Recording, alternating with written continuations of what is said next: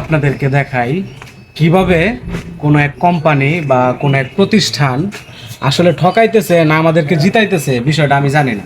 তারপরও প্র্যাকটিক্যালি আমি যেটা পাইছি সেটা আপনাদেরকে দেখাই। এই দেখেন, তো আমি রুটি বের করি। এই যে দেখতেছেন আমার হাতে একটা রুটি। এই রুটিটার মূল্য যদি দেখাই, খুচরা মূল্য 10 টাকা। আচ্ছা, এখন আরেকটা রুটি আপনাদেরকে দেখাই। এই যে আমার হাতে এই রুটিটা দেখতেছেন, এটার মূল্যটাও দেখেন 20 টাকা। এই যে 20 টাকা।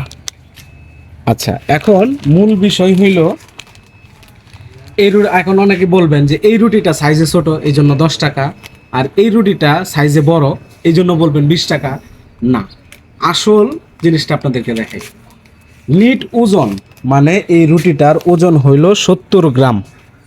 দেখতে পাচ্ছেন অবশ্যই এই রুটিটার ওজন 70 গ্রাম। আর এইখানে যেটা 20 টাকার রুটি সেটার মধ্যে দেখেন ওজন হইল 115 গ্রাম। এখন মূল বিষয়টা অনেকে বুঝছেন, অনেকে বুঝেন নাই। যারা বুঝেন নাই তাদেরকে বোঝায় বলি। অর্থাৎ 10 টাকা দিয়ে আপনি রুটি পাইতেছেন 70 গ্রামের।